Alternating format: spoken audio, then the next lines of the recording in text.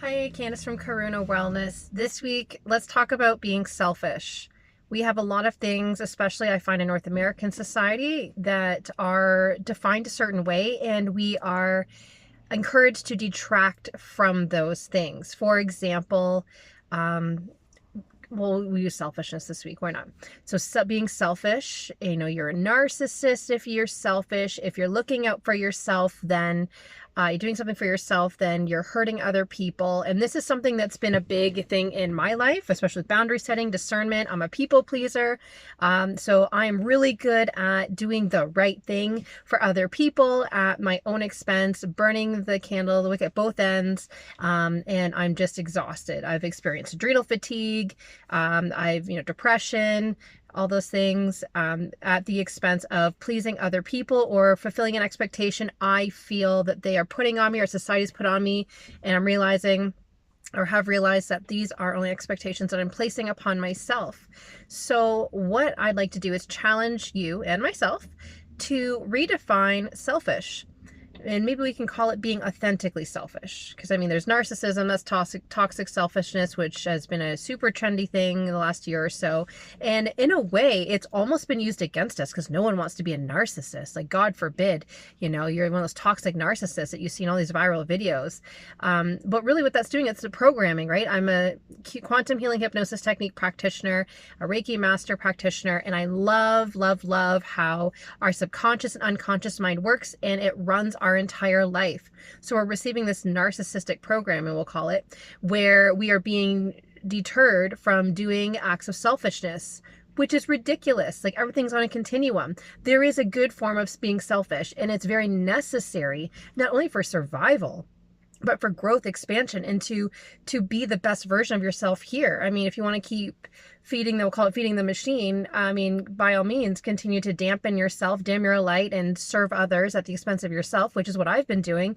And I've been finding it's not working. It's not sustainable. I go in these loops and cycles, and I find myself back and I'm unwell or I'm sick like I was last week. And even a few years ago, a severe adrenal fatigue. I couldn't even go to work. I was going to the hospital, for God's sakes. I couldn't breathe. I was coughing and just had all these other issues going on.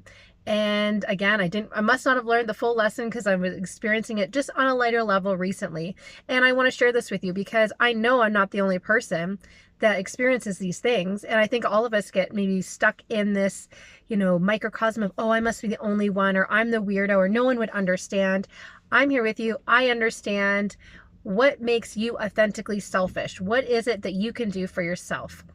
So for me, being authentically selfish means not valuing myself based on my productivity, right? I'm a doer. If I do all these things, then I'm a great person because look at this list of things. When people say, Candice, how are you?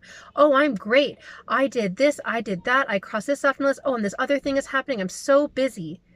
That's not answering how I am, first of all. That's saying this is all the stuff I've done. And what that's saying is I value myself based on my productivity, when really what we need to be valuing is ourselves by being authentically in alignment. So another way of being authentically selfish would be, let me think here. So my productivity, also just taking time, resting, being over doing. This is something that came up in a session I had with a client yesterday during an energy session where we've been acclimated to only trust our five senses when we have much more beyond that, right? So doing, right, is something we've been told, like, there's no progress unless you're doing something, which is complete bullshit. It's part of my French, when really by being your authentic self and just by being and allowing things, you're not being vulnerable, a pushover, or all these other things we've learned to label that beingness. It's actually allowing you more clarity. It creates space. It allows you to make informed decisions, and it gets you to know who you are authentically. Because a lot of us in North America are experiencing identity crisis. Who are we? We're just a bunch of doers. We need to be human beings and just be. And I'm the pot calling the kettle black right now. Like, anything that's coming out of my mouth right now, I definitely need to take that advice. So what is it in your life that you are aware of that you need to implement to make yourself acting more authentically selfish and standing more in that alignment? Or what are things you're actually doing? What is actionable you're actually carrying out right now? And please share in the comments below. Because I'm not the only person. You're not the only person. Let's compare notes. Let's share our life hacks. Let's reframe together, and stand up in our best and our highest alignment, especially in the crazy time we live in right now. A lot of things are kind of falling to shit, and it's really challenging us. A lot of us are experiencing a lot of financial hardship. Maybe you have some health hardship. Maybe, some other crazy events are playing out in your life and it's really distracting you. What's something that you can do to be authentically selfish, or you want to do to be authentically selfish? And maybe what's stopping you? What's that program that's stopping you? Let's have that discussion.